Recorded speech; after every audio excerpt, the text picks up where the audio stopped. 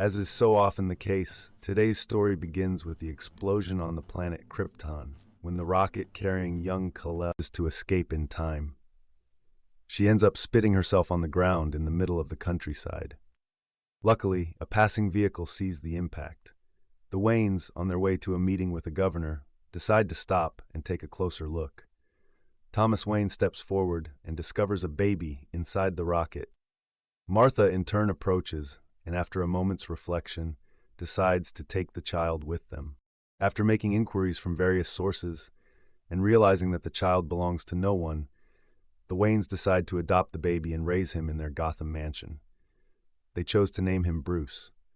So you see, in this universe, Kal-El isn't called Clark, but Bruce, who teaches him respect for others, whatever their social status. Martha Wayne surrounds him with an undying love that shapes his mind, while Thomas Wayne proves to be a caring and empathetic father, but doesn't express his emotions with the same intensity as Martha.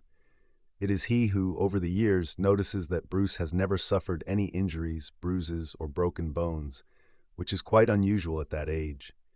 He also noticed that his son had exceptional physical abilities for his age, with remarkable agility and impressive speed. Nevertheless, he sees to it that his son is brought up to use his mind rather than his physical strength. Bruce grew up in an ideal environment, surrounded by two parents who showed him sincere love.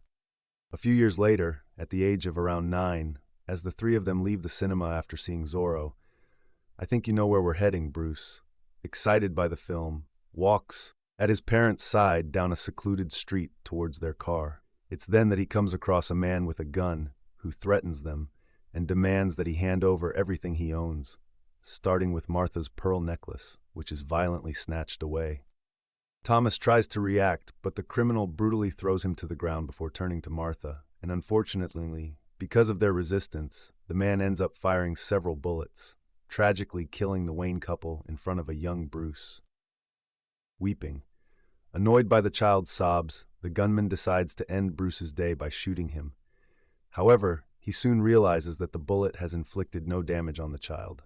Bruce, his eyes filled with tears, looks up at his attacker and angrily shouts that he hates him. Suddenly, his eyes turn red and a burning beam of incredible power shoots directly from his eyes into the thief's face. Fire. The child tries to control this phenomenon, which persists for several seconds after the assailant's departure. Bruce was finally found the next morning alongside the bodies of his parents, while the thief was found further away with his face completely melted. This sad event left Bruce with a trauma and pain that would last for many years. Over the years, he decided to isolate himself in his mansion, withdrawing into himself and never going out. Consumed by fear. At the age of 21, he's still locked up, with no outside human contact except with Alfred, who looks after his physical and, above all, mental health. Every day he reads the newspaper, as he's been accustomed to doing for years, and the incessant sight of crime and violence in Gotham never ceases to deeply irritate him, a situation that revolts him to the core. Then, in the midst of a panic attack, following the incessant violence in the news since the death of his parents, he realizes too late that his mansion has just been invaded by armed burglars, who swear to kill him and Alfred if they make the slightest move. A situation which, of course, rekindles deeply painful memories in Bruce, plunging him once again into uncontrollable madness. Thanks to his exceptional physical skills, he easily manages to neutralize one of the burglars before hurling himself violently at the second, his mind invaded by the memory of the face of the man who killed his parents. The burglar tries to shoot back, but Bruce, totally blinded by rage, retorts that nothing can kill him. He begins by crushing the hand holding the gun, then seizes him. But suddenly, once again, his heat vision is activated by his anger. However, not wishing to relive the experience of the time of killing, he pulls the thief away to let loose on a chimney. Bruce's use of heat vision revives traumas linked to the death of his parents, filling him with remorse for not having been able to save them.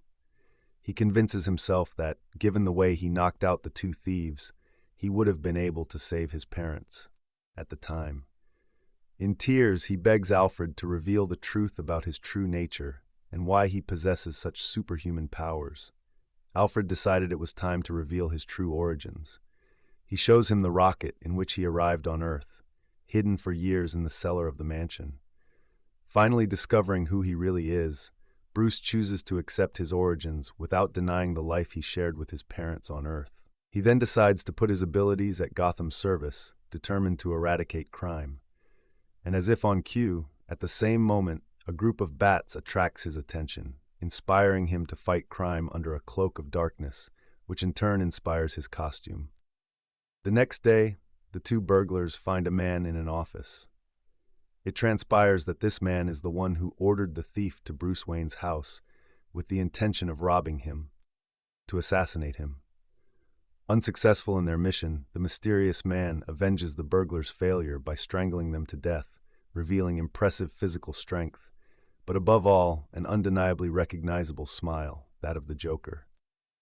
Although it's not just the Joker, you'll see later. As a vigilante, Bruce begins his fight against crime with his first encounter with a dangerous armed opponent who throws a grenade at him.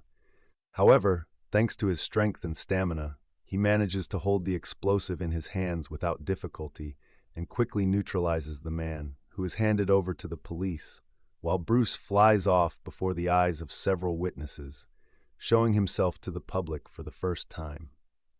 This appearance allows Batman to appear in the city's famous newspaper, the Gotham Gazette, which officially refers to the vigilante as Batman, in reference to his costume. From then on, he sets out to fight crime, but in a rather violent way, even very violent at times, as he doesn't hesitate to leave certain people close to death. However, Bruce doesn't make his return to life solely through Batman, as one day in the middle of the day, he breaks into the offices of Wayne Enterprise for the first time to counter Lex Luthor, who has come from Metropolis to buy the company. Thomas Wayne, Bruce had not taken over management of the company, leaving that to the advisors. And it just so happens that the advisors want to sell Wayne Enterprise to Lex Luthor. The board of directors tried to prevent Bruce from intervening, but as the company's last owner, Bruce decided to regain full control of the company and his rights, and at the same time dismissed all his advisors as corrupt. An action that leaves Luthor furious that he can't take over Wayne Enterprise, because he believes that if he can have Wayne Enterprise, he'll be able to control the city. Over time, in order to keep an eye on all the goings-on in Gotham, including Luthor's business dealings, Bruce takes the decision to buy the prestigious Gotham Gazette newspaper and brings in influential figures from Metropolis's Daily Planet, such as Perry White, but also Lois Lane, whom he meets for the first time. It's a meeting that makes a deep impression on Bruce, because of the beauty that emanates from Lois. Basically, the reason they were coming to Gotham was that Lex Luthor had taken over the Daily Planet in Metropolis. Some people, like Lois, no longer wanted to work at the Daily Planet because Luthor owned it, so they didn't hesitate to move to Gotham. A little later, during one of his patrols, Batman spots Lois Lane in the company of Lex, who offers to take her home, an offer she accepts despite her lack of affection for him, but mainly because it's currently snowing. To be on the safe side, Bruce follows the car. Inside, Lex makes a point of demonstrating that he's a new person now, suggesting that he leave the Gotham Gazette to work alongside him, while also attempting to... This provokes an immediate reaction from Lois, who slaps him across the face. Following this, Lex assures Lois that he'll get her and the rest of the town sooner or later, forces her out of the car, and abandons her in the middle of the street. Then a gang of thugs, seeing her alone, attack her. Fortunately, before things get out of hand, Batman flies into the alley to protect Lois and launches a swift, brutal attack on each assailant, using his exceptional skills to knock them out. He then grabs one of them and places his finger on his forehead, telling him that he could easily kill him by sticking his finger into his brain, but that he doesn't think it's worth it. Ah, I told you, he's much more violent than the classic Batman. He's so intense in his violence against crime that Lois compares him not to a vigilante, but to a dangerous psychopath. Just as Batman wants to help her up, Lois, frightened by the man in front of her, pushes him away.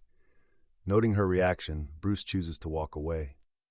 A little later, while she's writing an article about how dangerous Batman is, Bruce arrives at the office.